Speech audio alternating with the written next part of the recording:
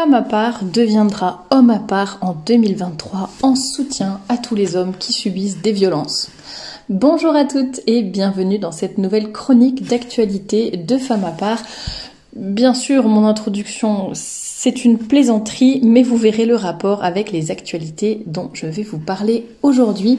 Nous allons parler de plusieurs choses. Là, je pense que cette chronique sera un petit peu plus courte que d'habitude, mais le but n'est pas ici de passer toute l'actualité au peigne fin, c'est plutôt vraiment de prendre quelques actualités assez spécifiques et de vous faire réfléchir à certains concepts, parce que vous allez le voir, par exemple, nous allons parler de la réforme du bac, et parfois simplement les titres des différents articles sont intéressants, et je pense que ça vaut le coup de s'y pencher et d'apprendre en fait à reconnaître certains illogismes, ou en tout cas certains changements de langage et lavage de cerveau qui y sont associés. C'est très important pour ne pas se faire manipuler. Je sais que vous êtes très certainement des personnes intelligentes et réfléchies, mais ça n'empêche pas qu'en fait on puisse à notre insu se faire manipuler et intégrer certains concepts dont après on n'arrive pas à se défaire. Donc c'est vraiment important de les analyser, de prendre du recul, et c'est ce que nous essayons de faire ensemble dans ces chroniques d'actualité. Je vous mettrai les liens nécessaires en barre d'infos pour les articles et vidéos dont je vais vous parler, et n'hésitez pas comme d'habitude à compléter en commentaire. Je n'ai pas toujours le temps de vous répondre, mais je lis tous vos commentaires, ça c'est certain. Donc merci pour vos participations. Il y en a qui me soumettent aussi des sujets d'actualité, des thématiques, enfin des questions dans lesquelles je peux répondre dans des articles, des podcasts ou la newsletter. Donc n'hésitez pas à m'en soumettre aussi. Et vous trouverez également en barre d'infos le lien justement par exemple pour vous inscrire à la newsletter que j'envoie gratuitement tous les dimanches avec du contenu exclusif, les réponses à vos questions, des photos et des textes d'inspiration. Donc n'hésitez pas à vous inscrire, le lien est juste en dessous de cette vidéo. Donc première actualité, vous l'aurez compris peut-être, c'est la ville de Pantin. Donc ça c'était il y a 10 jours par rapport au moment où je publie cette vidéo. La ville de Pantin, donc le maire a décidé de rebaptiser pendant 1 an la ville Pantine, donc ajouter un E, afin de lutter contre les violences faites aux femmes, en signe de lutte et de soutien aux femmes qui subissent des agressions, des violences, etc. Et donc la ville passe au féminin. Alors ce qui est déjà un peu idiot, d'ailleurs j'ai pas cherché l'origine de est-ce que ça signifie quelque chose, Pantin, à l'origine? Mais voilà, c'est pas comme si c'était un nom commun ou un adjectif qu'on allait féminiser. Pour moi, c'est un nom propre et ça n'a pas trop d'intérêt. Alors à la limite, une ville qui s'appellerait, je sais pas, Gabrielle par exemple, et on ajouterait LE, bah voilà, c'est un prénom qui peut se féminiser, mais Pantin, vraiment, je vois pas du tout l'intérêt. Beaucoup de personnes ont évidemment reproché au maire de vouloir uniquement faire un coup de communication, ce qui, je pense, est l'explication la plus plausible. Alors, beaucoup de gens ont dit, ce n'est pas le fait de rajouter un E à une ville qui va changer quelque chose, on est bien d'accord, dans la lutte contre les violences faites aux femmes, dans le sens où c'est pas le fait d'ajouter un E qui va faire que telle ou telle femme se feront moins agresser. Ça, on est bien d'accord. Je pense que le maire n'est pas bête à ce point-là et qu'il sait très bien que ça n'a pas eu une incidence directe. C'est pas comme s'il disait, on va mettre un policier derrière chaque personne pour qu'il n'y ait pas de violence. Bon. Ce qui serait idiot aussi, mais vous voyez ce que je veux dire. Donc c'est pas une causalité directe, mais c'est un moyen pour lui, selon lui, d'attirer l'attention sur les violences faites aux femmes et de un peu peut-être de sensibiliser sur ce sujet, j'imagine. Est-ce que c'est la bonne méthode? Je ne sais pas. C'est sûr qu'il a un peu fait le buzz, comme on dit. Il a attiré l'attention sur sa ville, sur sa personne aussi d'ailleurs, au passage. Mais il faut voir ce qu'il en fait derrière de cette notoriété, de l'attention qu'il va avoir. Est-ce qu'il a des actions concrètes derrière? Et surtout, personnellement, je ne vois pas trop l'intérêt, sachant que je pense qu'a priori, à l'heure actuelle, c'est un sujet qui est déjà vu, revu, en long, en large et en travers. On en entend parler partout. Je pense que la plupart des gens sont quand même sensibilisés à cette cause, ont peut-être beaucoup plus conscience des agressions, des violences faites aux femmes. Peut-être qu'il faudrait faire la même chose aussi pour les hommes, si on tenait vraiment à l'égalité, mais ça sera dans le prochain sujet dont je vais vous parler. Et encore faudrait-il prendre les bonnes mesures, c'est-à-dire dénoncer, accuser les hommes, traiter les hommes de tous les noms, les accuser de tous les maux de la terre, tout mettre sur le dos du patriarcat, etc. Est-ce que vraiment c'est une bonne solution pour... c'est déjà une première étape, mais enfin, je pense qu'en fait, il faudrait surtout creuser un petit peu plus sur les raisons, sur les causes de ces faits de violence et d'agression, et pour ensuite prendre les mesures appropriées. Suivez mon regard, et puis même au-delà de certains sujets polémiques dont je ne vais pas parler dans cette chronique, mais bon, il y a peut-être toute pas une éducation tellement, mais plutôt, comment dire, il faudrait revoir presque les relations hommes-femmes de fond en comble. En fait, on a tellement monté les uns contre les autres que pour moi, ça n'est pas tellement un climat propice et favorable à un apaisement de la situation et à une sensibilisation sur ce sujet. Mais bon, c'est un autre débat. N'hésitez pas à me dire ce que vous en pensez. Mais voilà, personnellement, je pense qu'en tout cas, ce coup de publicité pour la ville de Pantin est un peu malvenu quand même, je dirais.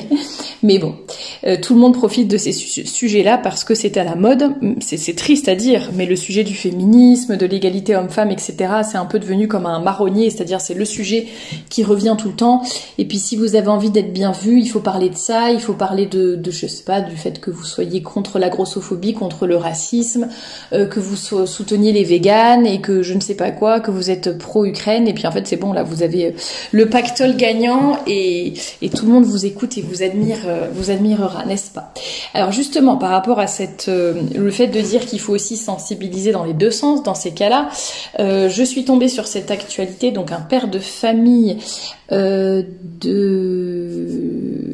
cherche le pays, mais je crois que c'était l'Amérique latine de ce que j'avais vu. Je n'arrive pas à retrouver. Ah, Équateur, pardon, voilà. C'était donc un père de famille en Équateur qui a décidé de changer de genre sur sa carte d'identité, donc de devenir officiellement une femme, du moins aux yeux de l'état civil, afin de pouvoir obtenir la garde de sa fille. Et pourquoi a-t-il fait cela? Parce que en Équateur, visiblement, le système juridique équatorien stigmatise les hommes tout en privilégiant les femmes. Je ne sais pas si c'est uniquement en Équateur, il me semble que j'avais vu des études également pour les États-Unis et je crois que j'avais vu des chiffres aussi pour la France, mais je ne m'avance pas trop. Mais il me semble que de façon générale, la justice privilégie davantage de donner la garde, pas toujours, mais privilégie en tout cas de donner la garde d'enfants aux mères de famille plutôt qu'aux pères de famille, et donc c'est pour ça que ce père de famille joue avec les lois de son propre pays sur le genre, etc., afin d'essayer de sensibiliser à sa cause et d'obtenir la garde de ses enfants. Après, je ne connais pas du tout cette histoire, est-ce qu'il mérite la garde de ses enfants, enfin voilà, c'est pas tellement le sujet, mais deux choses intéressantes, c'est effectivement le fait que dans beaucoup de cas, il y a beaucoup d'injustices faites aux hommes et que personne ne dit rien. Alors il y a des associations qui essayent de défendre les hommes, de leur obtenir les mêmes droits que pour les femmes, etc., notamment pour tout ce qui est garde d'enfants, ou divorce, partage des biens après le divorce, etc. Et deuxième, donc je pense qu'il faut aussi attirer l'attention sur ce sujet-là, hein. On peut aussi appeler la ville de Pantin Pantine, mais on peut aussi soutenir les associations qui essayent de donner de la visibilité à des sujets importants aussi. Et deuxième chose intéressante, c'est évidemment l'utilisation abusive de ce changement de genre, d'identité, etc., afin d'obtenir des privilèges. Des privilèges. En l'occurrence, c'est peut-être un privilège mérité, on est bien d'accord. Et lui, il le fait il le dit ouvertement que c'est vraiment uniquement pour ça qu'il change de sexe sur sa carte d'identité. Mais je vous en avais parlé dans une autre chronique, je crois que c'était en Suisse, un homme, il me semble, qui avait voulu changer de genre et devenir une femme à l'état civil pour pouvoir partir à la retraite 2 ans plus tôt ou quelque chose comme ça. Enfin, vous voyez, c'était vraiment intéressé. Et voilà pourquoi pour moi c'était les deux aspects intéressants de cette actualité. Essayons de voir prenons conscience de toutes les dérives possibles. Dès que l'on s'éloigne du bon sens et dès que l'on se coupe de la réalité, en fait tout devient possible. C'est un peu comme les personnes qui se mettent, donc déjà au début, on se met en couple avec une personne du même sexe, ensuite on se met en couple avec un arbre, ensuite on se met en couple avec un avion, ensuite on se met en couple avec soi-même, ensuite on s'identifie comme homme, comme femme, on s'identifie comme végétal, on s'identifie comme un canapé et on s'identifie, qu'est-ce que j'avais partagé avec vous, je crois qu'il y en a qui s'identifient à des odeurs ou à des bruits, enfin vous voyez, bon. Donc en fait, dès qu'on est coupé du bon sens et de la réalité, enfin de la vérité tout simplement, eh bien il y a évidemment énormément d'abus, de dérives, qui certes, vous me direz, sont peut-être minimes, entre guillemets, par rapport, enfin si on fait ça en pourcentage, etc., mais qui restent toutefois des dérives et qu'on pourra contrôler de moins en moins et qu'on trouvera de plus en plus normal, malheureusement. Et je voulais partager également avec vous aujourd'hui, donc justement, cet article du Monde, que je n'ai pas lu, je l'avoue, mais je voulais juste analyser le titre avec vous. Et le titre est donc « La réforme du bac, loin d'alléger la charge mentale des élèves et de mettre fin au bachotage, se traduit par plus de stress pour les professeurs comme pour les élèves. » Alors, ce qui m'a intéressée dans ce titre, c'est donc ce sujet de la charge mentale. J'en avais fait un podcast, si j'y pense, je vous le mettrai en barre d'infos ou un article, je ne sais plus. Bref, je vous mettrai les liens en barre d'infos. Alors je ne sais pas de quoi il s'agit, quelle est cette réforme du bac, ni quoi que ce soit, ça n'est pas le sujet. Mais ce qui est intéressant dans ce titre, c'est de parler de la charge mentale des élèves qui préparent le bac et de parler de bachotage. Alors j'ai pas regardé la définition de bachotage, mais pour moi le bachotage c'est le fait de travailler un petit peu à fond. Action de bachoter, merci. Merci le dictionnaire. Je voulais voir s'il y avait préparer activement un examen en vue du seul succès pratique. Donc c'est un peu le fait de réviser, enfin moi c'est comme ça que je connaissais ce mot-là, c'est de réviser un bon coup à fond avant un examen, avant un entretien, où voilà, on va beaucoup lire, beaucoup réviser, y passer pas mal d'heures, mais en vue d'un but, vous voyez, qui est rapproché, quoi. C'est vraiment spécifiquement pour le bac, ou pour un examen, mais je veux dire, c'est pas pour toute l'année, je vais travailler régulièrement, je vais chercher, me cultiver, lire. Non, c'est vraiment le bachotage, c'est un peu révision intense avant un examen, on va dire. Et donc, visiblement, on a l'impression que le fait de réviser pour le bac et de travailler est en fait une charge mentale pour les élèves. Et alors, je dis pas que ça n'est pas le cas. C'est-à-dire, oui, effectivement, passer un examen, que ce soit le bac ou autre chose, procure du stress, généralement, procure du stress, demande plus de travail que d'habitude, demande peut-être plus d'organisation, va beaucoup vous préoccuper, c'est-à-dire que une interrogation ou un contrôle, un DS dans l'année, bon, c'est un petit peu de travail, peut-être un petit peu de stress, mais ça va. Mais le bac, bon, c'est quand même beaucoup plus. Il y a plus à réviser, il y a plus d'enjeux derrière aussi, donc c'est compréhensible qu'il y ait, plus d'enjeux. Quoique à l'heure actuelle, vu le poids et la qualité du bac, je ne sais plus si c'est un enjeu, mais bon, en tout cas, on peut comprendre que du point de vue des élèves, vous voyez, je comprends. Alors si on veut appeler ça la charge mentale, pourquoi pas. Mais pour moi, vous voyez, ça discrédite complètement. Et c'est exactement ce qui se passe par rapport aux femmes, quand on dit la charge mentale des femmes. Et oui, par exemple, moi par exemple, pourtant j'ai pas de mari, pas d'enfant, et oui, je peux vous dire, j'ai une charge mentale, quoi. Je dois penser à faire mes courses, il faut que je pense en même temps à faire ma part, et en même temps il faut que je pense à mon vrai travail entre guillemets, mon travail de salarié. Il faut en même temps que je pense à ci et ça pour mon logement. Il faut que je m'occupe du cadeau pour pour ma filleule. Il faut aussi que je pense à gérer telle personne qui avait besoin de ça. Faut que je donne un coup de main à une autre personne. Il faut pas que j'oublie d'aller, au garage pour réparer ma voiture. Et puis parfois, vous voyez, c'est tout ça dans la même journée. Et on a beau faire des listes de choses à faire, etc. Bon, ça fait quand même beaucoup de choses à penser, à gérer. Et puis attention, il faut le faire dans le bon ordre pour que ce soit logique dans la journée. Et parce que, je dis n'importe quoi, si vous devez écrire un courrier important, il faut absolument qu'il parte le jour même. Bon, bah vous avez intérêt à commencer par ça pour pouvoir le poster à temps, par exemple. Bref, il y a pas mal de petites choses comme ça. Faut s'organiser, faut y penser, faut anticiper. Il peut y avoir des imprévus qui s'ajoutent. Vous dépendez d'autres personnes, donc forcément ça ajoute encore plus d'insécurité, etc. Est-ce que pour autant on peut parler de charge mentale? Oui, je pense qu'on peut dire que c'est une charge mentale que je vis au quotidien, que vous vivez au quotidien, mais en fait que toutes les personnes vivent, enfin sauf peut-être les personnes qui font rien de leur vie, mais vous voyez, toute personne qui a un emploi du temps à peu près normal, soit mère au foyer, soit en ayant un travail, en ayant beaucoup de responsabilités, ou même pas forcément, en ayant des emplois avec moins de responsabilités, mais voilà, et ben on peut, ou même en vacances, parfois on a, je veux dire, moi je viens de terminer entre guillemets mes 2 semaines de vacances officielles. Ben, je peux vous dire que bon, finalement, moi si il y a une semaine où j'avais pas fait ma part non plus, donc voilà, j'ai vraiment eu une semaine de vraies coupures.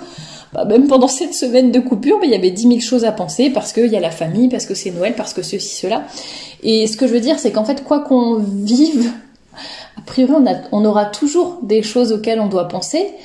Il y en aura plus ou moins, je suis d'accord, selon les situations, et puis ça va être plus ou moins difficile à gérer selon les personnes, selon les caractères, bon, on est bien d'accord, mais en fait, c'est un peu se victimiser, je trouve, sur tout, et c'est surtout encore avoir un mot qui est fourre-tout, et qui perd complètement de sa valeur. J'en avais déjà parlé à l'occasion du mot violence, du mot agression, du mot liberté aussi, libération de la femme. Je vous en avais parlé dans d'autres chroniques et podcasts, et là pour moi c'est exactement ça, la charge mentale. Et ben vous voyez, ce type d'article, en tout cas de titre d'article, discrédite complètement ce terme, parce que finalement si on est en train de plaindre les élèves et de se dire en fait il faut réformer le bac pour arriver à un moment où en fait ça ne sera plus une charge pour eux, il n'y aura plus de stress et voilà, en fait non quoi. Alors évidemment non, j'allais dire, et encore si c'était un examen hyper dur, mais non, je suis désolée, les entrées de concours, pour les grandes écoles, ce genre de choses, j'imagine que c'est encore plus de stress et d'enjeux,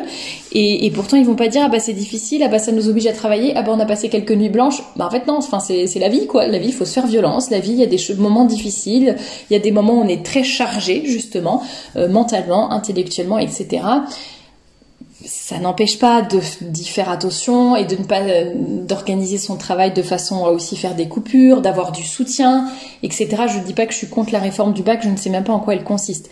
Mais voilà, et c'est un peu la même chose quand on parle de la charge mentale des femmes. Alors je sais qu'on désigne sous ce nom-là, c'est un peu plus aussi le fait que la femme doit penser à tout ce qu'il faut à la place presque des autres, mais voilà, moi c'est un peu le mot fourre-tout dont je me méfie énormément. Vous voyez, c'est un peu comme grossophobie, charge mentale, etc. Il y a toujours une petite sonnette d'alarme qui s'allume et je pense que vous devriez faire de même pour certains termes, justement, quand on vous parle de liberté, de je fais ce que je veux, victime. Tout ça, c'est des mots un peu à la sauce moderne, j'allais dire, dont je vous encourage à vous méfier ou en tout cas à toujours chercher au-delà et ne vous laissez plus manipuler par ces mots. Ça ne veut pas dire qu'ils sont systématiquement faux. Par exemple, quand on parle de violences faites aux femmes, bien sûr, il y a des vraies violences faites aux femmes, malheureusement, faites aux hommes aussi. Mais essayons de voir ce qui est derrière et de ne pas porter des conclusions trop hâtives juste en écoutant ou en lisant ce que l'on voit dans les médias. Donc voilà pourquoi je voulais partager ce sujet avec vous. C'était vraiment pour vous mettre en garde par rapport à ce genre de concept un peu fourre-tout qui veulent tout et rien dire. Et d'ailleurs qui discréditent une fois de plus les vraies problématiques. Dernière actualité dont je voulais vous parler, c'est une actualité très récente, n'est-ce pas, puisqu'elle date de 1972. Merci à la personne qui m'a envoyé cette vidéo YouTube. Il y a vraiment beaucoup de pépites sur la chaîne Ina Société. Je vous en parle quasiment dans chaque chronique. Et là, c'est un micro-trottoir qui date de 1972. Et la question qui a été posée aux hommes et aux femmes est la suivante. Qui commande à la maison? Je vous laisse regarder la vidéo, je trouve qu'elle contient plein de pépites. Alors ce que je trouve intéressant moi dans ce genre de vidéo, c'est que déjà, donc ces vidéos qui datent d'une autre époque, c'est qu'en fait, justement, c'était une autre époque, c'était il y a une paire d'années, et les gens osaient beaucoup plus dire le fond de leurs pensées, déjà. On sent qu'il y a beaucoup moins de tabous. Alors, cette vidéo, c'est peut-être un tout petit peu moins flagrant, mais il y a d'autres vidéos où vraiment la disparité des réponses est vraiment impressionnante. À l'heure actuelle, vous parlez de ce sujet-là, qui commande à la maison, mais je vous assure qu'il n'y a pas une réponse qui va sortir du lot. Enfin, 99% des réponses vont être exactement les mêmes et les gens seront même horrifiés que vous posiez la question. Bon, dans cette vidéo, c'est pas flagrant, mais il y en avait d'autres où on voyait vraiment, justement, il y a beaucoup d'opinions différentes. Les gens osent le dire très librement, et parfois pour leur époque, c'est très osé, ou au contraire, c'est plutôt conservateur. Enfin, ça va dans l'air du temps, etc. Mais en tout cas, la disparité des réponses est intéressante. Deuxième chose aussi, c'est qu'en fait, il y avait beaucoup plus, évidemment, de bon sens. Il y avait beaucoup moins, je pense, Bon, il y avait quand même quelques constructions sociales, quelques filtres, et voilà, évidemment, chacun vit à son époque, à les filtres de son époque, mais quand même, la plupart des réponses, voilà, on sent que c'est du bon sens, que c'est ancré dans la réalité. Ce qui est intéressant aussi, c'est que les femmes partagent leur expérience. Donc, il y en a qui disent, voilà, moi, c'est mon caractère, c'est comme ci, comme ça. Il y en a d'autres où on a l'impression que c'est peut-être moins évident pour elle. Enfin, vraiment, ça dépend. C'est ça que je trouve intéressant. Il y en a une, évidemment, qui ose dire, écoutez, moi, personnellement, je suis beaucoup moins rationnelle que mon mari. Je me laisse beaucoup plus facilement emporter par mes émotions. Enfin, vous voyez, et elle dit, voilà, j'ai besoin que mon mari, enfin, c'est évident pour moi que c'est mon mari qui commande, parce que, voilà, il est beaucoup plus rationnel, beaucoup plus posé que moi, il a plus de sang-froid. Enfin, elle explique pourquoi. Il y en a d'autres qui disent, en fait, sur certains sujets, c'est moi, sur d'autres, voilà. Il y en a qui disent, c'est nous deux, en fait on discute, les décisions importantes, voilà, on le discute et on prend la décision ensemble. Enfin, la plupart des réponses, j'ai trouvé que c'était vraiment du bon sens, et on voit que c'est la vraie vie. C'est pas, parce qu'évidemment la question, alors je vais pas dire est posée de façon tendancieuse, mais on a l'impression que c'est une réponse facile. Alors, c'est l'homme ou la femme qui commande à la maison? Et en fait, non, les réponses, on voit bien que c'est beaucoup plus nuancé que cela, et que la réponse n'est pas si facile, et quand, enfin, c'est pas qu'elle est difficile, mais disons qu'elle est nuancée. On peut dire, bien sûr, l'homme est le chef de famille. Après, est-ce que ça veut dire que dans tous les détails, pour tout, la femme se tait en permanence, et c'est l'homme qui est toujours en train de décider et de commander pour tout? Non, évidemment, la réalité est beaucoup plus nuancée que cela.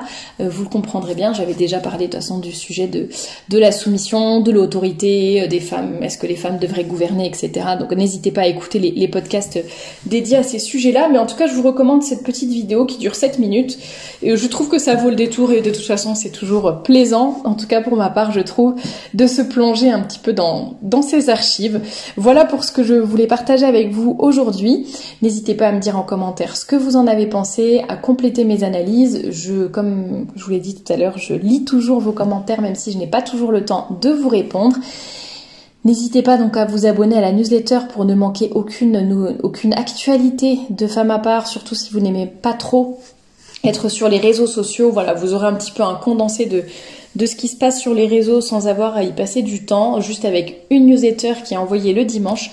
Donc n'hésitez pas à cliquer sur le lien en barre d'infos, et moi je vous dis à très bientôt pour un nouveau podcast.